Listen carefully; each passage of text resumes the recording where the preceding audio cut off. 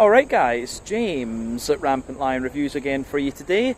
For this one we are going to do another kind of out and about video. So today we are in Cheshire, which is kind of to the north of New Haven in Connecticut, and we're going to have a little look at this brewery behind me. This is Counterweight Brewing Company, and they're actually closed today. Their tap room isn't open, but a certain somebody has organised a few little special things for us. So we'll do as we always do, we'll go in, we'll have a little look around, and we'll see what's in store for us on this one. But definitely cool to check out another Connecticut brewery, and these guys are supposed to be pretty damn good. So let's get started then. Catch you guys in a second.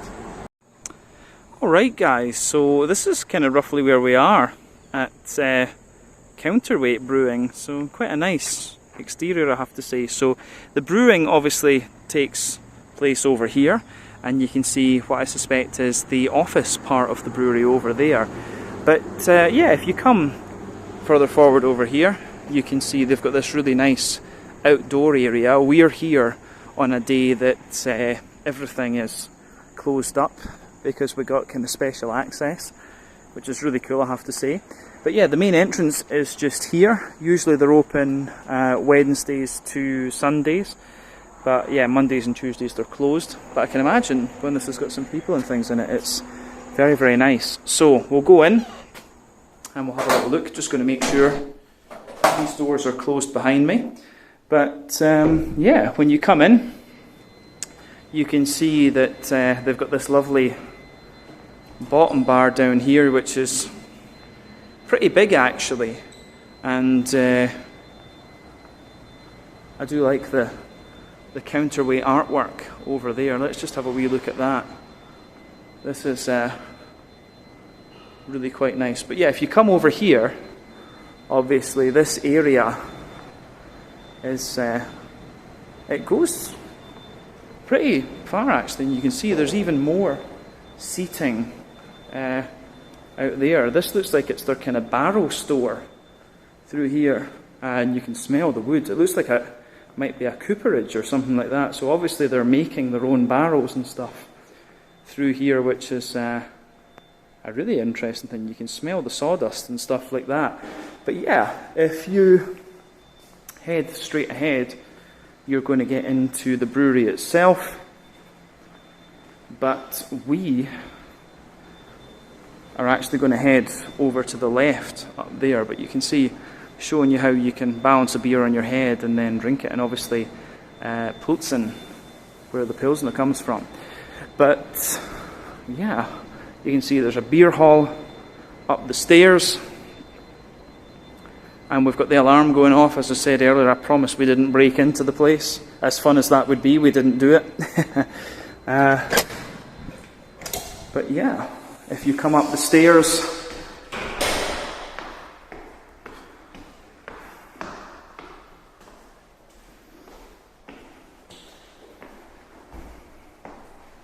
you have this. They're obviously just about to have their Oktoberfest.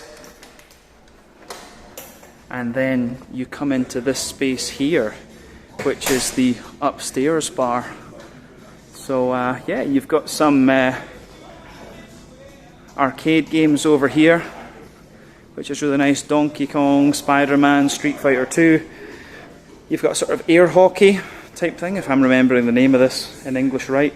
But yeah, you've got some nice board games and stuff over here. You can play a bit of chess and read some books if you really want to. But we've got some special people at the bar. We've got Mr. J-Man, who you've seen before. Hey guys. We've got Miles, who's been on the channel before. How's it going, guys? Then we've got Larry and Adam. So Larry works in the tap room and things, and then Adam is the one of the sales guys here. Head sales guy, if I remember rightly. Only sales rep. Only sales rep. Manager here. Sales manager. All right. So yeah, these guys are from the brewery itself. So thank you to you guys for letting us do a wee out and about video here. Yeah. So yeah, some of them will join us in tastings a little bit later on. So that's that.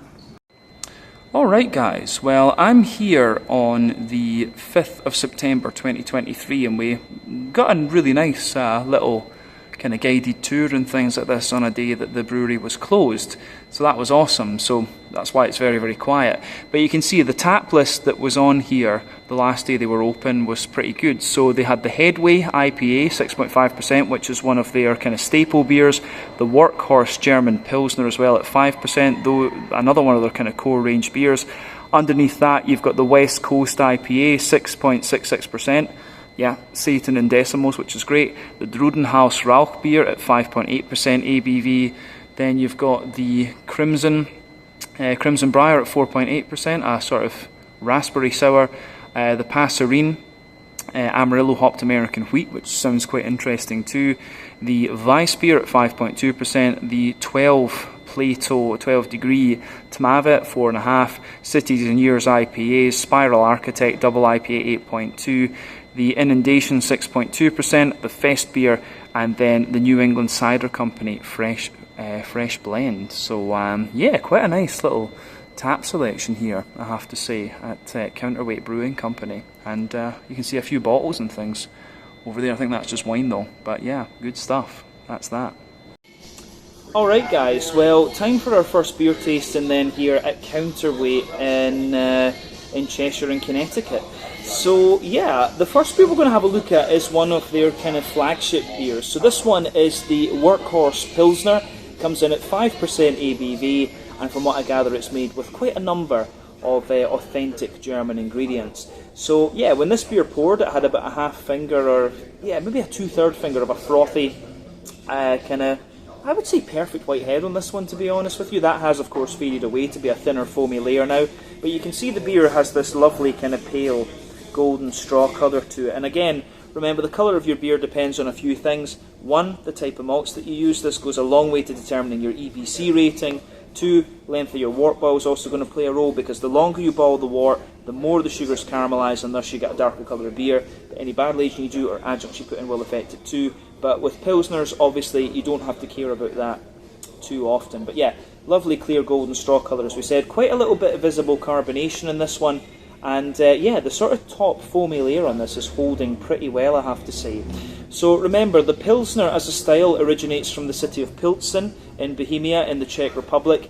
It was originally brewed by a Bavarian brewer back in the 1840s, if I remember correctly, but he was thrown out of the town because he was a bit of an arsehole apparently, and then yeah, that beer became Pilsner Urquell, or Pilsenski Prastroj, as the Czechs call it. But these days, the Czech Pilsners for me are a bit more yeasty and creamy and a bit more spicy in their kind of hoppy character.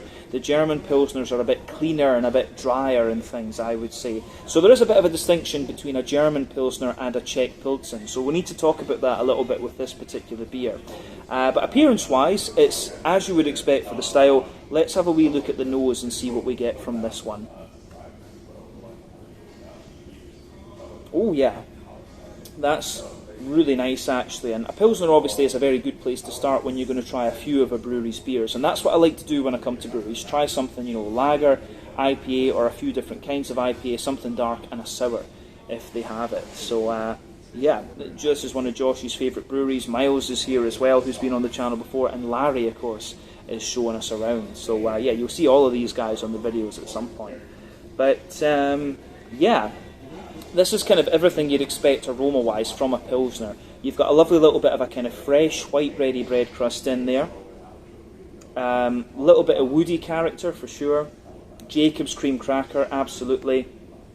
Good little bit of kind of white, fresh bready character in there. And from what I understand, this beer actually does use quite a little bit of authentic German ingredients. You know, a little bit of German malt. Weiermann was the name that Larry put to me. So those guys come from Bamberg and Franconia in the north of Bavaria, very, very famous maltery, and it also uses Tettnang hops from the Tettnang region in Baden-Württemberg in the south of Germany. But yeah, on top of that white bready character, in the back of the nose especially, you get this lovely kind of crisp and dry Pilsner malty character coming out of it. On top of that, you get this lovely kind of McVitie's digestive biscuity character coming out of the beer, and that's lovely. This beer really gives you everything you would expect from the German Pilsner. As I say, the German ones tend to be a bit lighter and a bit drier and stuff like this. You really get that crispness out of this one for sure. So yeah, I don't know if there's really anything else we need to say about the malty backbone of this beer, so let's focus on the hoppy side of things. You do have a little bit of that typical smooth earthiness that you're going to get from German noble hops. Czech hops, as I said, tend to be a little bit spicier. The Slovenian noble hops are very, very smooth, like Styrian Golding, Dana as well. Little bit of herbal character, nice bright but very smooth floral aromaticity, and quite a bit of a kind of zesty grassiness, but again it's still very smooth. For me, that's the typical nature of German hops. In terms of the fruity side of things, it's kind of what you'd expect from the style too. There's a little bit of that kind of white, green, grapey, sultana type note out of this one. You do have a little bit of, you do have quite a little bit of a kind of, there's a very slight oily pear to this one, but that's kind of minimal. This one, to me, actually leans a little bit more toward the gooseberry end of the spectrum. It reminds me a little bit of the German hop Hallertau Blanc. And you've also got just a wee bit of a fresh green apple coming out of this one too. But in terms of Pilsners, it comes across as very authentic, but it just smells, it's odd to say that, but it smells a little bit wetter. And you know, this is the big difference. There's a bit of American malt in this, from what I understand, which is going to change the flavour profile a little bit, and there's also the local water. So, yeah, but it does smell really nice, this one. So let's have a taste of it then and see what it's all about. As I always say though, take a bit of time to enjoy the aroma of the beer before you get stuck in. This is the Workhorse Pilsner, 5% ABV, one of the flagship beers here at Counterweight Brewing Company in Cheshire, in Connecticut. Slàinte, skål, cheers.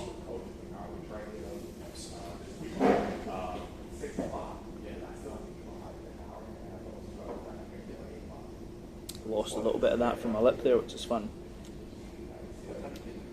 But yeah, this is quite interesting for me.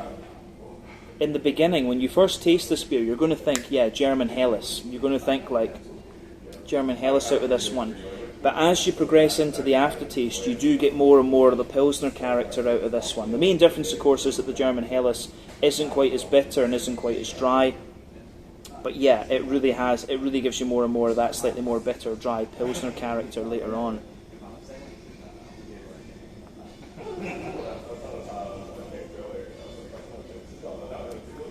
That's nice. This gets a thumbs up from me. If I compare this, what I look for in this beer style is, of course, authenticity. I want these to be close to what you drink in Germany or in Czech Republic or whatever.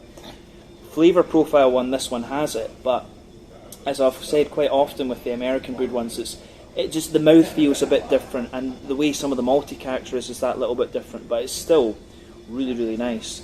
Yeah, solid beer, this one. I'm really into lagers at the moment as well, so yeah, this is pretty damn good actually. So let's start in the middle third of the palate then. The backbone of the beer is obviously that fresh white bready bread crust. Moving further forward, you do get a little bit of that woody character in there. You've got a layer of kind of Jacob's cream cracker on top of that.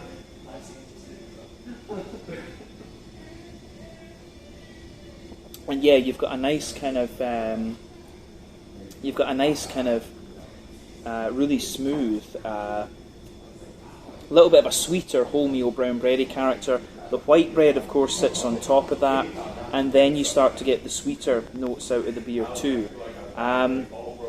This beer isn't so dry, actually. It doesn't have so much in the way. If you go to the back of that middle third of your palate, you do get a little bit of the drier, kind of more crisp character of the Pilsner malt that you'd expect, but it does actually fade away quite quickly, and you get more of the sweeter side of the Pilsner malt, which is interesting too. So yeah, in the middle of your palate, you've got this lovely kind of oily McVitie's digestive biscuity cookie sort of thing coming out of this one.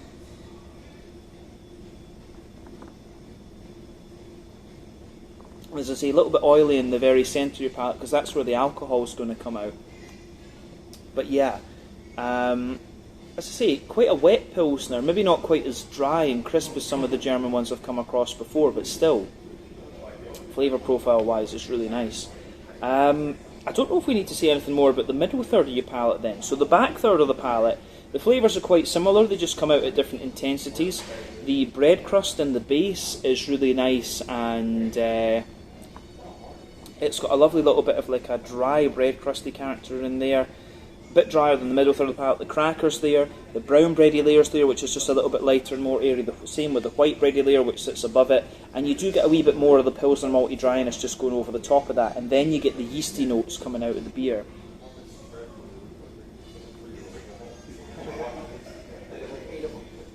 So for me, the kind of yeasty notes that you get out of this beer are, yeah, it's like a more dense white bready character in there. There's a bit of crackery and a bit of kind of woody character coming out of it as well, and it's just wrapped in this little bit of honeycomb. And definitely, back third of the palate you feel the flavour is taller, then as you come further forward into the middle third of your tongue it kind of condenses down that little bit and squashes together. So yeah, I do like that about this one for sure. On the hoppy side of things then, it's kind of what you'd expect if you know your German noble hops. So there's a good little bit of a there's a little bit of an earthiness there in the back corners of the palate. As you come further forward, it's a little bit more herbal, and as you reach the front corners of the palate, a little bit more kind of floral and aromatic, and then yeah, round the front curve of the tongue, it's just that little bit lighter and more sort of grassy. You've got this lovely little bit of grassy zestiness coming out of the beer and a wee bit of wetness. So yeah, the way that goes together is quite nice. Front third of your palate, you've got a little bit of kind of fresh white bready bread crust in there, a little bit of brown bread, soft white bread, and then you get that nice oily bubble where the juicy fruity esters roll their way out of the beer.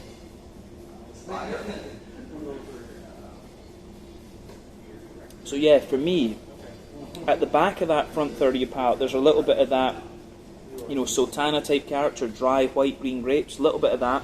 As you move further forward, definitely more of an oily peary character in the front half of the front third of your palate. Little touch of gooseberry, little bit of fresh green apple, and then yeah, the kind of grassy, zesty character on the very front tip of your tongue. That's pretty nice as well. These are all things you would expect from the style, of course.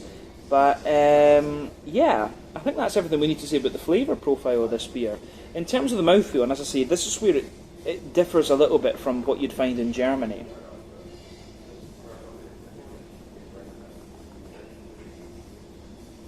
So for me, the mouthfeel of this one, it's kind of in the mid-range of light-bodied. The carbonation is very, very smooth. It has a little bit of oily slickness to it, but again, this beer to me feels really quite wet. IBU-wise, I think it's a fairly standard 20-ish IBUs. It doesn't feel quite as bitter as some of the Pilsners I've come across before. The malt base has a bit of dryness underneath, smoothness in the middle, and a bit of sweetness on top. And then, yeah, the fruity side of this beer has a nice little bit of sort of oily character to it as well. So, yeah, the way this beer goes together, I think, is really quite nice, and that gets a thumbs up from me. Yeah, I think that's everything we really need to say about this one. This was the Workhorse Pilsner, 5% ABV, one of the kind of core range beers here at Counterweight in Connecticut. So yeah, let's leave it at that for this one, and let's see what else we get to taste while we're here. I'll catch you guys in just a second. So yeah guys, from the upstairs bar, this is just a little look out over the brewing part of the premises. This is pretty damn impressive. I mean, I don't know how many thousand litres of brewing capacity that is, but yeah, pretty damn big operation there. You can see the lagering tanks just down here, you can see the fermentation vessels over there, and the brew kit is just on the at the back right of the brewery. So yeah, lots of cans sitting over there ready to be filled and ready to go out. So yeah, pretty impressive operation, safe to say. Alright guys, so we got a nice little behind the scenes tour here at Counterweight. So here you can see they've got their kegs and their two lagering tanks, which is very good. I have to say, I did enjoy the lager beers that they had on tap here. But yeah, over here they've got the bright tanks where the beer kind of sits for a day or two before it goes through the canning line. They've got this big, very fancy Italian canning line. Apparently it can do 120 cans a minute, which is pretty impressive. But yeah, if you look over here, you can see their main brewing system, which is a 4-vessel system.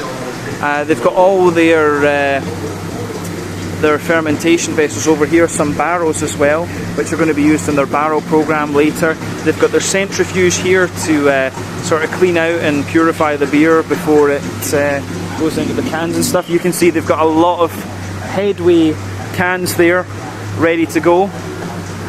So yeah, here's their malt store. This is their big kind of cool store for all the kegs for the tap room and the hops and stuff like this. But yeah, a mix of English, German and American malts here. But yeah, they've got a mixture of like 80, 60 and 40. I think the big one at the back there is maybe 100 barrels or 120 barrels. I forget. So yeah, remember, one American barrel is like 160 litres. But yeah, over here they also have this little pilot kit. So this is a Kasper Schultz kit from Germany, Bamberg, all basically hand welded and everything. This produces 8 hectolitres, so yeah, 800 litres per brew, and they use this once a week apparently, and they use this to kind of put on the pilot beers in the brewery and stuff like that. But yeah, you can see they've got a bunch. If you come around here, there's even more fermentation tanks, so hell of a lot of capacity here. As I say, I believe this guy is like 120 barrels. I don't know the freedom units, so I know 160 litres roughly per US barrel. But yeah, wide variety of stuff going on here. But yeah, quite an impressive outfit here at Counterweight. They've only been in this building a year, but it seems they've put everything together really, really well. So that's a little quick walk around of the brewery facility here at Counterweight. The only other thing would be they have all the labels and stuff around here, and they've got some pretty nice artwork, I have to say. But yeah, that is your walk around of the brewery. So let's leave it at that for just now. Alright guys, well, time for our second tasting then here at Counterweight in Cheshire in Connecticut. So joined once again by the very beautiful, the very sexy J-Man, Josh. And yeah, we're actually going to try another one of the staple beers here at the brewery. So this one is the Headway 6.5% ABV New England Hazy IPA. Have you had this one quite a few times? No, I don't think so. Never or? No. Oh, okay. All right. Oh, yeah, Miles was telling us this is a little bit of a staple in the area, so I'm kind of surprised you haven't had this one. No, not yet. Oh well, this will be interesting. So, as you can see, this one's poured a lovely kind of pale, yeah, sort of mango juice yellow colour, I would say. That's interesting. Yeah, I mean, when my one came out, we've been sitting chatting away with the guys at the bar for a wee while, so when my one came out, about a finger of a frothy, I would say kind of cream coloured head, few medium bubbles on the surface, kind of more frothy ones as you go further up. A little bit of a kind of hazy character to this one, obviously. And remember, with New England IPAs, the level of haze in these beers is determined by the oak content, the wheat content, and to a degree the yeast. Not much in the way of visible carbonation, 1 or 2 big bubbles on the side of the glass, few little ones going up toward the bottom of the head. But yeah, it looks pretty much as you would expect from a New England IPA. The level of haze in this one is kind of appropriate for the 6.5%, or I would say. Yeah, I think that covers the appearance, to be honest with you. Yeah. So, aroma time. What's the first thing that jumps out at you?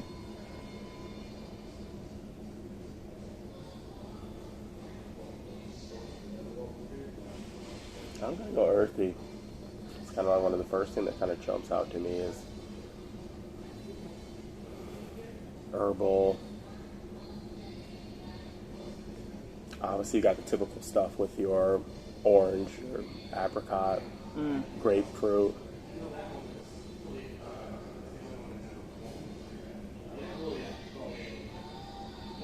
So, I mean, so what breads are we going with today?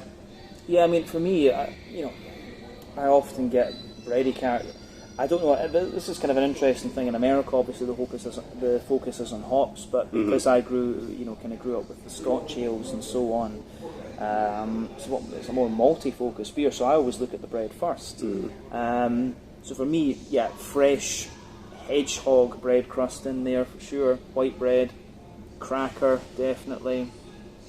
Not too much woody character in this one though. No, not at all. But lots of fluffy, fresh white bread. I do get a fair little bit of wheaty bitiness out of this one. I'm sure. I mean, I definitely go like, I'm thinking more wheat bread, wheat crackers. There's a fair little bit of oaty note in this one as well, but it's quite a dry oaty character. And for me, as I've said, there's 6 different ways a New England IPA can lean. You know, you can have the sort of yeasty, farmhousey character, the rye leaning, grainy side of things. These are more common in American brewed New England IPAs, but then you've got wheaty bitiness, oaty, creaminess, barley malt bread, and sweeter character as well. This beer for me is very much like, it's very much quite a bit of wheaty character, a little bit of, it's very much balanced between the oat, the wheat, and the barley, definitely. But wheaty bitiness in the back of the nose, a little bit of creaminess as well, but a bit of dryness from the oat as well. And usually oats tell you how fresh your New England is. The drier they are, the older it is, the creamier they are, the fresher it is. But I mean, this beer's on tap and it will be fresh. So, yeah, it's just kind of interesting. But I do actually get a fair little bit of sweetness out of that in the middle of the nose. What do you think? Yeah, I'd agree with you. Like, I want to say like more like definitely in the middle, as you're saying. You know. Yeah, it does have a wee bit of like a butterscotchy, butter candy type thing. But towards the end, like, are you getting like a spice towards the end? That's for me, yeah. It's the floral character, yeah, the floral hoppy side of things. So, yeah, on that hoppy side of the beer, remember IPAs, 3 different types of hopping. Early edition hopping, first hour your wort boil, mainly bitterness. You're going to get out of that deep dank aroma. Late edition hopping, you know, a little bit of bitterness, lots of flavour. Then that's going to give you quite a bright green component. Dry hopping after the wort boil is complete, it's going to give you, again, all flavour and aroma and quite a bright green component. So New England IPAs rely on the latter 2, West Coast IPAs use all 3, which is why they're deeper and danker. So for me, yeah, this is obviously late edition dry hopping, I would say. But yeah, the earthiness you're picking out, I do get that. That makes me wonder about Mosaic. What else? Very bright and floral though, isn't it? Soft grassiness for sure, and quite zesty. Yeah, definitely zesty, I'd say. So we were chatting about this, we had a little smell of this at the bar before, and we were chatting about what hops, and I'm pretty sure Citra, Simcoe and Idaho 7. In this one, there's a 4th hop, I know that. They're not allowed to tell us, but... You guessed 2, though. I guessed 2, maybe 3, because there was some awkward smiles. Yeah. Confirmed the first 2, didn't say much of anything towards the third. I mean, even if you know the hops that are in it, it's the ratios as well, you've got to play with that. So, it was close. Yeah. So yeah, good bit of zesty grassiness there. That's the kind of giveaway for Citra for me. What do you think about fruits?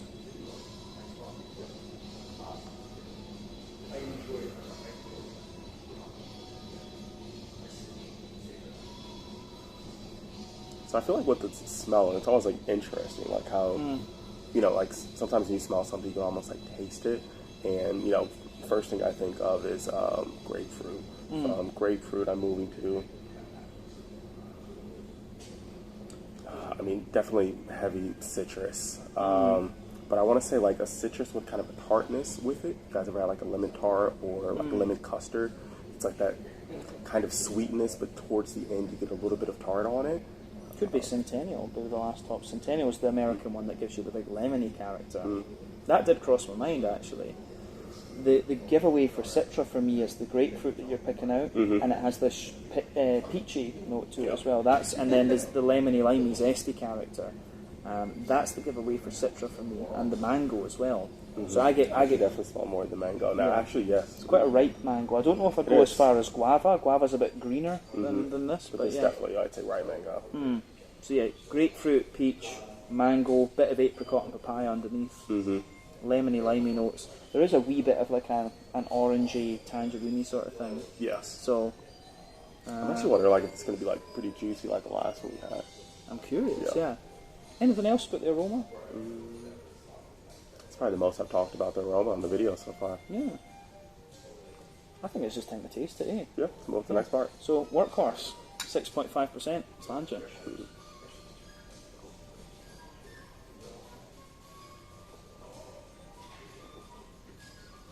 That goes down way too easy. Oh, it's a really easy drinker, yeah. Wow, that's very good. That's, yeah. Wow. It's almost like, it feels like a kind of session IPA. I mean, this is the thing I've noticed with these New Englands. They're so easy to drink. I mean, that felt like it evaporated. I mean, I need another sip because, like, I don't know if I really had a taste of everything. And this is the funny thing for me. I've talked about New Englands. You know, back in the day, I used to love Hefeweizens, but I found them very thick. Then the New England IPA came along, and now I find Hefeweizens really light and easy to drink. And Hefeweizen is literally, it's like yeasty wheat. So this to me is like, this is great. I mean, my brother-in-law, he's from Northwest Iowa, doesn't really drink, too many IPAs, but this really seems like a great introduction to individuals that don't typically drink IPAs. I would totally offer this to him. I think he'd like it. I mean, would enjoy this. I feel like it's good flavor, but it's not too much. That I think this is kind of evenly balanced, and this is the start to move somebody into something a bit stronger in the future. I can see Luke enjoying this. Yeah, definitely. So I mean, middle third of your palate, soft white bready bread crust, crackery layer as well. There is a bit of brown bread in this. You do get a bit of that sweeter brown bread. I would say like not as creamy as the last one though, like the finish. I mean, though, the thing is, you're going to get this beer is a bit lower in alcohol, and obviously you're going to get more oatiness and stuff. The higher up the scale you go, but yeah, it's still. I mean, for me, this is one thing I should have said as well. This is more an oaty leaning New England. You get less wheat in the flavour of this one, I think, than you do in the aroma. So yeah, for me, you've got the fluffy white bready layer, a little touch of wheat, and the wheat has a wee bit of bitiness to it, but then smooth oat on the top. There's not too big a degree of sweetness to this one. Like in the centre of the palate, teeny little bit of like biscuity, Werther's Original type thing, but this is really not a sweet New England. It's well balanced. Yeah, it's well balanced. It's really oaty and bready. This one. Back third of the palate though, got similar flavours again, but you've got the bread crust, the brown bready layer, which is a bit lighter and more airy, the white bready layer. The wheat, I think, is more prominent on the back third of the palate, a bit more bitiness. Yeah. And then the yeast, again, the yeast isn't too dense in this one though. It's got a little bit of a more woody, soft, white bready character, almost a little bit. Almost a little touch peppery, like a kind of black peppery note in there, but still woody. I like it though. Yeah. Actually, I feel like more. For me, I feel like more towards the end. I feel like what's left on my palate is kind of a little bit of a spicy, and it's something like if you, I don't know, accidentally ate one of those like pepper kernels, like you kind of get that little bit of a spice like towards the end. But I don't know, it's not quite like paprika because some beers can have so much spice in it, it kind of feels like it almost burns in a sense. But this is great. Oh yeah, yeah. The maltiness gets sweeter into the aftertaste too, for sure. But yeah, back third of the palate, flavour's taller than the middle third, squashes down a little bit. Hoppy side of things, a little touch of earthiness, a little bit of herbal character. As you move further forward along the sides of your palate, it's got a little bit of a floral note to it. Front curvy tongue, a little bit lighter, a little bit more kind of grassy and things, I would say as well. A wee bit zesty, but the hoppy... Lemongrass. Oh yeah, no, that's fair. Lemongrass, The green component's really nice in this, for sure, actually. This goes down way too easy. I mean, this is dangerous in a good way. In the sense where you could very easily enjoy this and not realize how much you was actually taking in. Oh yeah. That's it. Happens quite often with beers these days, to be honest with you. I think we can move on to the front third of your palate then. Again, you've got the bready notes there, the fresh white bread crust, a little bit of the brown bread, the white bread, and then that nice oily bubble where the fruity juicy esters roll away out of the beer. Not as strong grapefruit, the grapefruit, I don't get as much of that in the flavour of this one. Passion fruit, yes.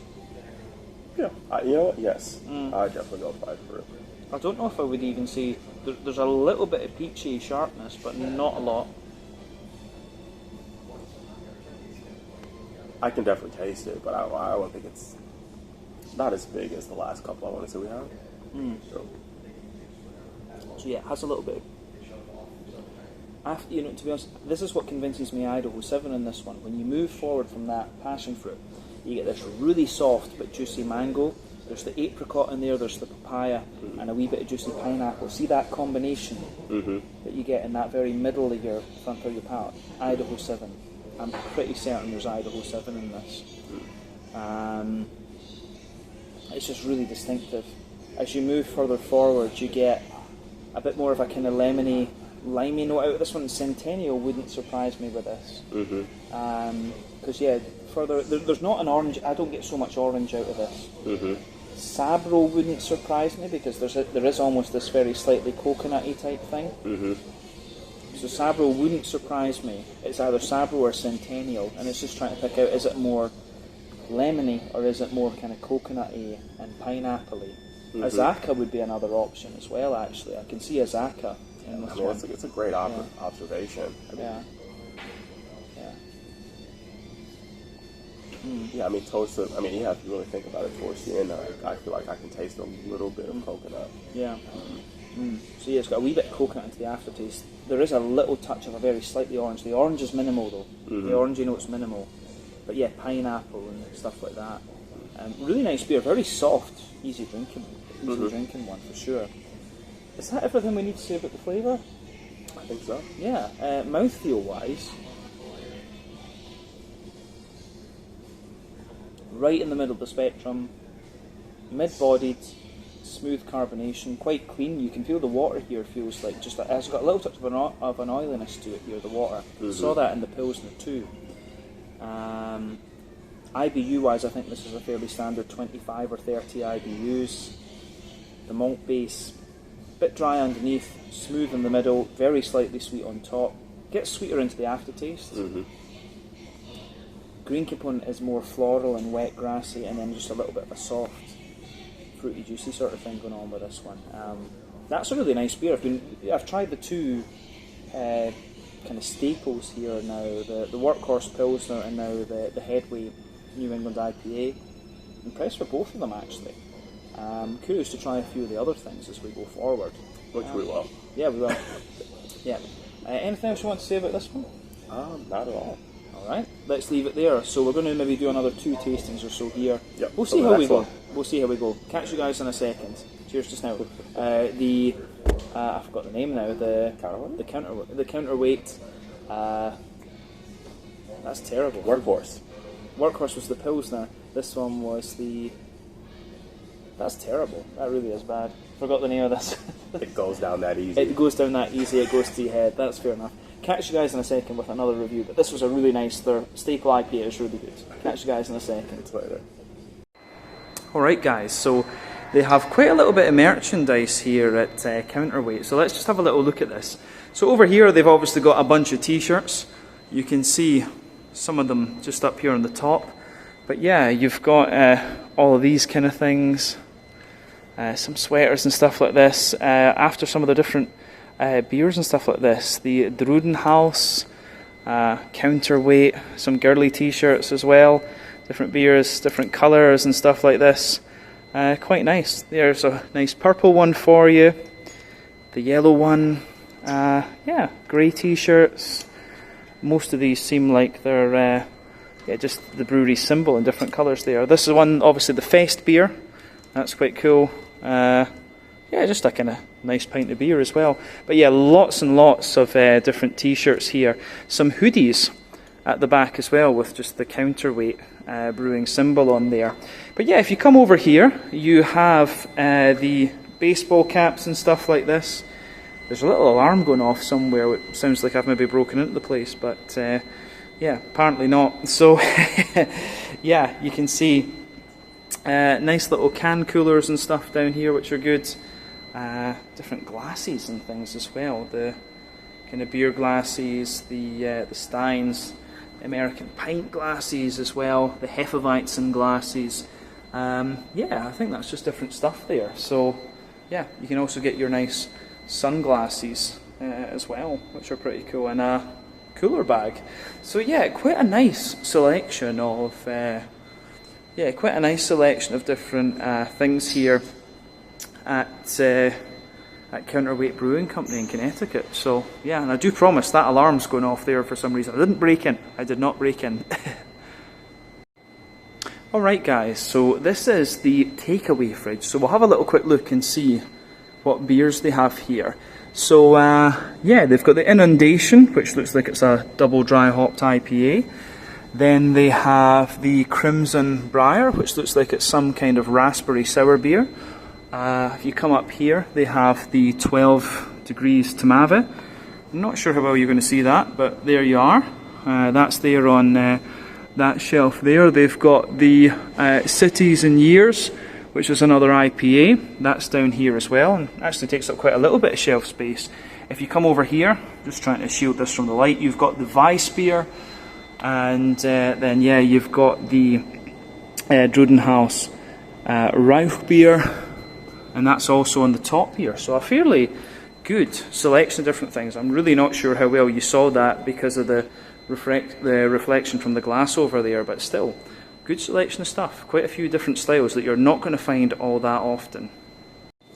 Alright guys, well it's time for our third and final tasting then here at Counterweight in Cheshire. So joined by Miles, who was on the channel 4 years ago in Iowa. So, yeah. Miles is very well known through the kind of sales circles here in Connecticut. Basically puts the good beer to all the people in Connecticut, stops them getting thirsty. And then J-Man you already know. So yeah. For this one, we are going to have a look at one of my favourite beer styles, and it's really quite cool to try this. So this might well be my first American beer in this style category. So yeah, this is a Rauch beer. It is brewed with authentic Bamberg Rauch malt. It's called Drudenhaus. I think that would translate into English as the Druid House. 5.8% ABV, and of course the very famous example of this style would be Schlenkerla Rauch beer, the Märzen from Bamberg, and you've got Spezial and Weiler and a few other things in that region. But yeah, as you'd expect, lovely kind of chestnutty mahogany type colour. The head of course has faded away a little bit because it's very warm here and the beer has sweated a little bit. We got a very nice tour of the brewery and things. But yeah, the head on this one, when it poured, about a half finger frothy kind of ivory coloured head, faded away to be a few little foamy bits on the top. Quite clear, this one actually. One or two big bubbles of carbonation stick to the side of the glass. Other than that, I don't think anything to say on the appearance. No. Alright, so aroma then. Let's have a wee look at the nose.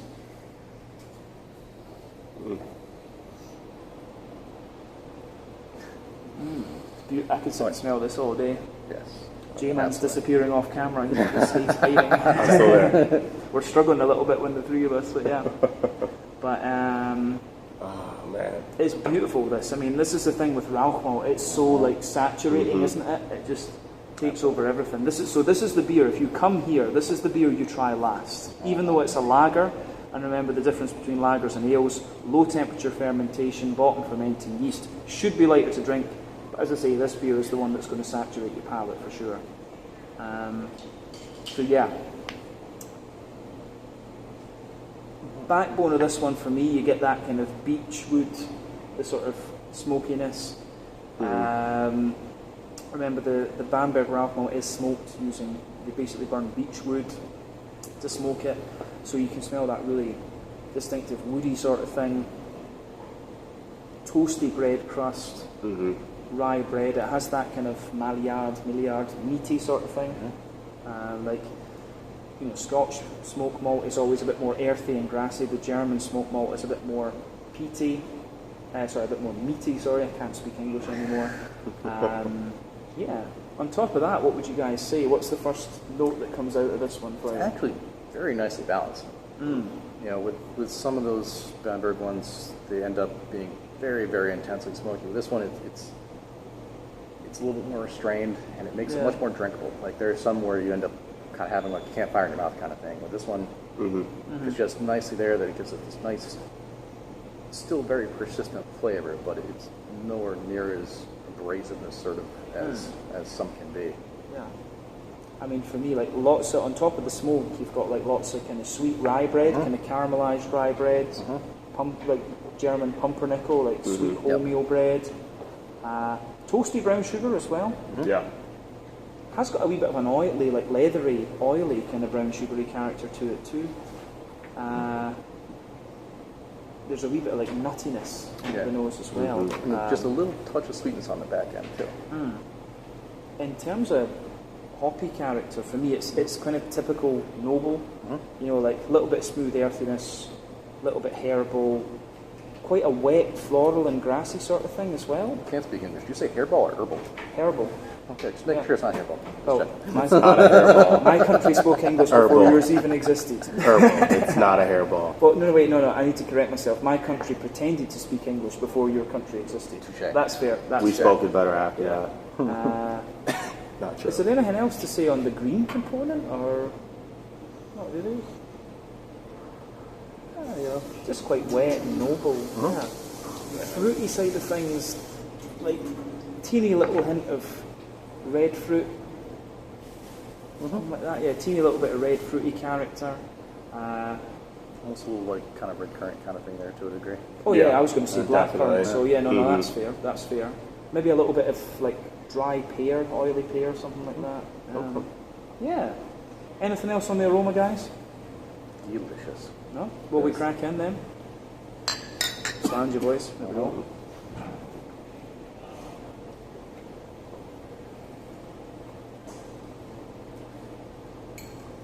Oh yeah. The first thought I have on this is it's kind of somewhere between like Schlenkerla at the heavier end of the spectrum and like Spezial or Weyer on the lighter side of things. So it's got like that. It's not. If you try Schlenkerla, that's going to saturate the shit out of your mouth. That's going to saturate your palate for days. This one's. It's definitely like a Märzen or a Dunkel. It's kind of in that part of the spectrum. But as I say, it's not madly dry and it's not madly smoky, if that makes sense. It's just, it shows you that real subtlety to the flavour, if you like. Yeah. No, it's perfect. I mean, my thoughts I'm going with is more of it's like a Carolina barbecue pit, like towards the end, just absolutely barbecued to perfection. They threw a little bit, I want to say, of coffee beans in the actual like mixture itself, which just gives it the ultimate smoky flavor. But it's I want to say it's the perfect balance, but it's not enough to make you feel like you just ate like charcoal. Like this is perfect balanced beer. It's everything you're looking for if you want a little hint of smokiness in your beer. Perfect. Oh yeah, I mean, so if we go through the flavours, we're not going to keep the guys here too long. So you've got a bit of a kind of rye bready bread crust, bit toasty, sweet rye bread on top of that. Obviously you've got a bit of the drier beech malt further forward on your palate. A mix of like rye bread and then like a German pumpernickel on top. Like toasty brown sugary layer, more leathery brown sugar. You do get like an oily sweet caramel in the dead centre of your palate. And I think that covers the middle third of your tongue, doesn't it? Back third of your palate is similar, just the bread, it's lighter and more airy. Yeasty notes are just a little bit, yeah, the yeasty character is just a little bit drier, isn't it? Yeah, I mean, I'm going more if I want to say like warm pumpkin bread, like fresh out of the oven. That's like kind of like what I'm getting like towards like the end, almost like a little hint of like butter towards it. It's like absolutely delicious. Oh yeah. It's quite funny that Joe says that because we were talking just before we came here how much we both hate fucking pumpkin beers. But this is delicious. Yeah, but this, yeah. And This was nice. But yeah, yeasty note for me, a more dense, sweet, wholemeal brown bread, little bit honeycombish on top. Yeah, flavour on the back third, taller. As you move further forward, it kind of condenses down. Hoppy side of things, what do you think, like green component wise?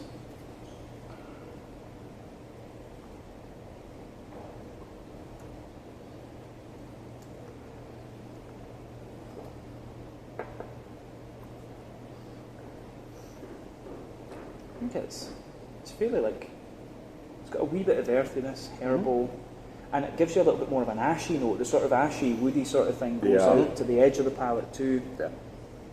But it's always weird. I feel like it just kind of throws your senses for like a whirlwind because in a sense like you can kind of taste the smokiness, but in a way you can almost like feel like you can smell it. Like It's really more like you just kind of built a fire in your house, and it's kind of like that after smell that lingers. I feel like I taste and smell that. Oh yeah. I mean, a little bit of floral note in the front corners of the palate, a little bit of light grassy sort of thing. Yeah, that covers the green component. Front third of your palate, woodiness again, like dry woodiness, toasty bread crust, bit of rye bread, bit of brown bread, then that oily bubble with the fruity side of things. Miles, what would you say about the kind of fruity side of the beer? It's definitely, again, quite restrained there.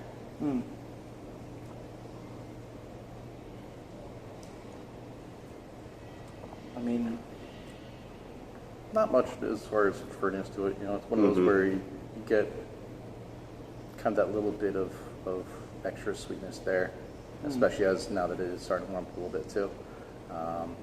But yeah, just very, very nicely balanced. yeah, like a bit of like oily pear, a little bit of sultana.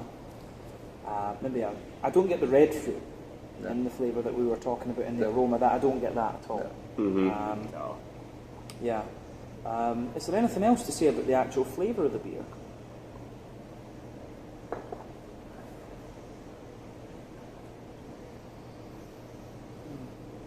I think we've covered it.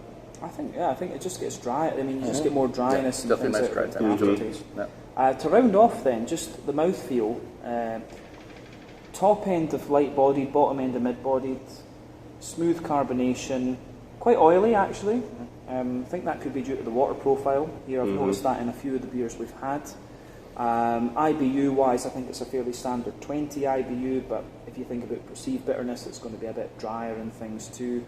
Malty base, dry underneath, smooth in the middle, dry sweetness on top, tiny little bit of dry, oily, fruity character. Kind of everything you'd expect from a Rauch beer, to be honest. But as I say, this is a more medium range one. It's between Spezial, which is the lighter, drinkable one you'll find in Bamberg, and the big, heavy beast that is Schlenkerla. It's a really nice middle ground, actually. Yeah, very approachable. Yeah.